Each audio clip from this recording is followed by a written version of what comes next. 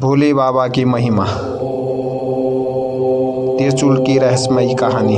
भगवान भोलेनाथ के त्रिशूल की महिमा से पूरा विश्व परिचित है, लेकिन आज भी पुरातत्व विभाग द्वारा शिव के त्रिशूल पर शोध की जा रही है और इसी से प्रेरित होकर भोलेनाथ के त्रिशूल की महिमा का चित्रण धार्मिक काल्पनिक कहानी के रूप में किया गया है। मुझे पूरा विश्वास है कि यह कहानी आपको शिव के त्रिशूल की शक्तियों से अवगत कराएगी। एक बहुत ही पुराना गांव था जहां बहुत से प्राचीन खंडर बने थे और इन खंडरों में कई वर्षों से पुरातत्व वैज्ञानिक रिसर्च के लिए आया करते थे।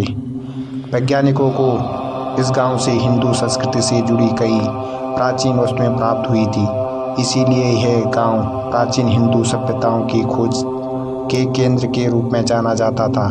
लेकिन उनकी खोज अभी तक अधूरी थी, क्योंकि वह धार्मिक ग्रंथों में बताए गए अस्त्र शस्त्रों की खोज में लगे हुए थे।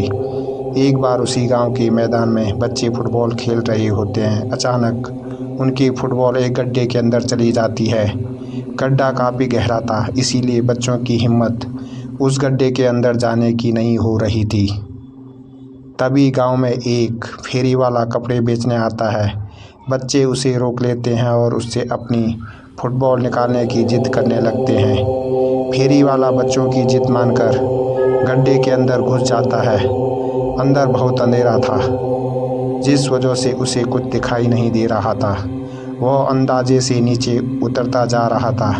अचानक उसका पैर फिसल जाता है और वह गड्ढे के अंदर जाकर फंस जाता है।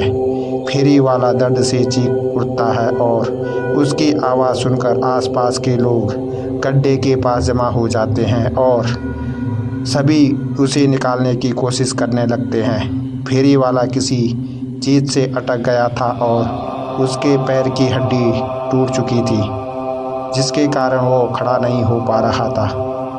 उसे निकालने के लिए सरकारी बचाव दल को बुलाया जाता है। बचाव दल के अधिकारी इलेक्ट्रिक गैजेट्स के साथ गड्ढे के अंदर प्रवेश करते हैं और उनके पास तेज़ रोशनी की टॉर्च होती है, जिससे वह गड्ढे के अंदर सभी चीज़ों को साफ साफ देख पा रहे थे। वह जितने नीचे उतरते जा रहे थे उतना उन्हें सांस लेने में परेशानी हो रही थी। जैसे ही वह फेरी वाले के करीब पहुंचते हैं, फेरी वाला एक बहुत बड़े लोहे के स्तंभ में फंसा होता है। अधिकारी उसे बड़ी मुश्किल से रेस्क्यू करके गड्ढे के बाहर ले आते हैं, लेकिन गड्ढे के अंदर लोहे का स्तंभ उन्हें विचलित कर रहा था, क्योंकि गड्ढे के आसपास कोई घर नहीं था।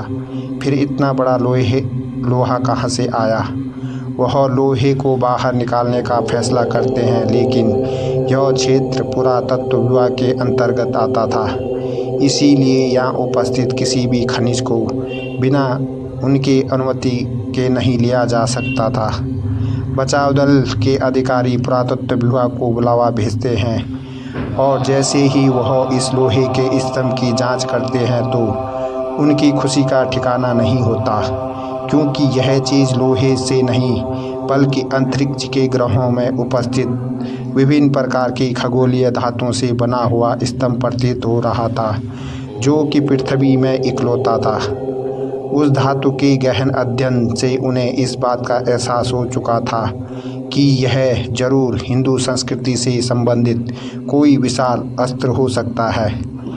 स्तंभ का आकार बहुत विशाल था, जिसे निकालने के लिए बड़ी बड़ी मशीनें लगाई जाती हैं और स्तंभ को निकालने की जद्दोजहद शुरू हो जाती है। उस गड्ढे के आसपास हजारों की तादाद में लोग जमा हो जाते हैं। सभी उत्सुकता से गड्ढे की तरफ देख रहे थे। खनिज विभाग के अधिकारी पूरी मशक्कत के साथ स्तंभ को निकालने में लगे होते हैं। खुदाई करते हुए 38 घंटे गुजरते ही अचानक स्तंभ का आखिरी छोर उनके हाथ लग जाता है और जैसे ही हाइड्रोलिक मशीन की सहायता से स्तंभ को बाहर खींचा जाता है, वहाँ उपस्थित लोग जय भोलेनाथ के नारे लगाने लगते हैं, क्योंकि यह स्तंभ भोलेनाथ के त्रिशूल की तरह प्रतीत हो रहा था, जिसकी पुष्टि पुरातत्व वैज्ञानिकों द्वारा की जाती है। वैज्ञानिकों के हाथ में बहुत बड़ी सफलता लगती है, क्योंकि वह हिंदू संस्कृति के प्रतीकों का शोध कई वर्षों से कर रहे थे और उन्हें आज तक इतना बड़ा जीता जागता उदाहरण नहीं मिल रहा था, लेकिन आज उनकी यह खोज पूरी हो चुकी थी। त्रिशूल को अनुसंधान केंद्र में ले जाया जाता है। त्रिशूल मिलने की खबर से पूरे विश्व में जिज्ञासा पैदा हो चुकी थी। सभी जानना चाहते थे कि त्रिशूल वाकई भोलेनाथ का है या यह कोई सामान्य ढांचा है। त्रिशूल की रिसर्च करने के लिए कई देशों से वैज्ञानिकों को आमंत्रित किया जाता है।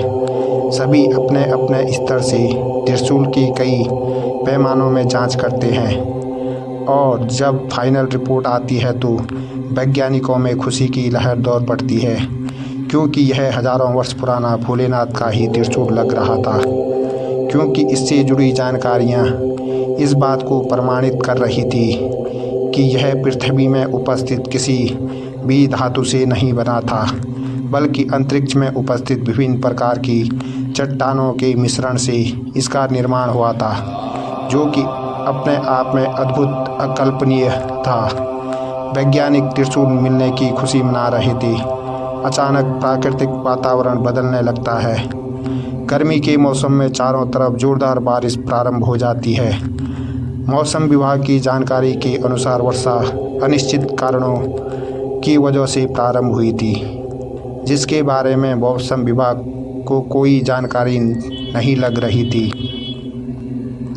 और तो और सैटेलाइट से भी बारिश से संबंधित कोई संकेत प्राप्त नहीं हो पा रहे थे। वैज्ञानिकों में उथल पुथल मच चुकी थी, क्योंकि ऐसा पहली बार हुआ था कि प्राकृतिक घटनाओं का अवलोकन करने में उन्हें परेशानी हो रही थी। उन्हीं वैज्ञानिकों में एक ऐसे भारतीय वैज्ञानिक भी थे जो धार्मिक ग्रंथों की जानकारी रखते थे। तभी उन्हें अंदेशा होता है कि शायद इस त्रिशूल की वजह से मौसम का परिवर्तन हुआ है। वह सभी से कहते हैं, कहीं ऐसा तो नहीं कि यह त्रिशूल जिस जगह पर उपस्थित था उसी वजह से प्राकृतिक असंतुलन बना हुआ था और हमने त्रिशूल को उसकी जगह से हटाकर इस संतुलन को बिगाड़ दिया है। भारतीय वैज्ञानिक की वजह से त्रिशूल के बारे में बहुत सी जानकारियाँ इकट्ठा हुई थी, इसीलिए सभी वैज्ञानिक उनकी इस बात को गंभीरता से लेते हैं और त्रिशूल को वापस उसी जगह ले जाने का फैसला करते हैं जहाँ से वो इसे निकाल कर लाए थे और दोबारा मशीनों की मदद से त्रिशूल को उठाने का प्रयास किया जाता है। लेकिन त्रिशूल का वजन बढ़ चुका था और बड़ी बड़ी मशीनों से भी त्रिशूल को हिला पाना संभव नहीं हो पा रहा था। वैज्ञानिक चिंतित हो जाते हैं और उन्हें कुछ समझ में नहीं आ रहा था, क्योंकि यह त्रिशूल इन्हीं मशीनों की मदद से लाया गया था और अब यह हिलने का नाम नहीं ले रहा। तभी भारतीय वैज्ञानिक सलाह देते हैं कि त्रिशूल शक्ति का प्रतीक है और इसे यहाँ से हटाने के लिए भगवान भोलेनाथ का आवाहन करना होगा। तब शायद भोलेनाथ हमारी पुकार सुनेंगे। शिव पूजा को संपन्न करने के लिए एक पुरोहित बुलाए जाते हैं जो भोलेनाथ की संपूर्ण पूजा विधि का आयोजन करते हैं और इसी दौरान त्रिशूल अपने आप हिलने लगता है। उससे हिलता देख वैज्ञानिक हाइड्रोलिक मशीन से त्रिशूल को उठाने का आदेश देते हैं और अगले ही पल त्रिशूल एक पेड़ के पत्ते की तरह उड़ जाता है। शिव की महिमा देखकर सभी वैज्ञानिक दंग रह जाते हैं। सभी हाथ जोड़ते हुए भोलेनाथ को प्रणाम करते हैं और जैसे ही त्रिशूल को गड्ढे में वापस प्रवेश करवाया जाता है, अचानक बारिश रुक जाती है। वैज्ञानिक अब समझ चुके थे कि हमें भी प्राकृतिक चीज़ों को बिना उनका स्थान परिवर्तन किए ही शोध करना होगा, अन्यथा इस पृथ्वी का अस्तित्व नहीं रहेगा। और इसी के साथ शिव के रहस्यमय त्रिशूल का किस्सा ख़त्म हो जाता है। हर हर महादेव। कहानी आप लोगों को अच्छी लगी तो चैनल को लाइक शेयर करें और चैनल का सदस्य ज़रूर बने। धन्यवाद।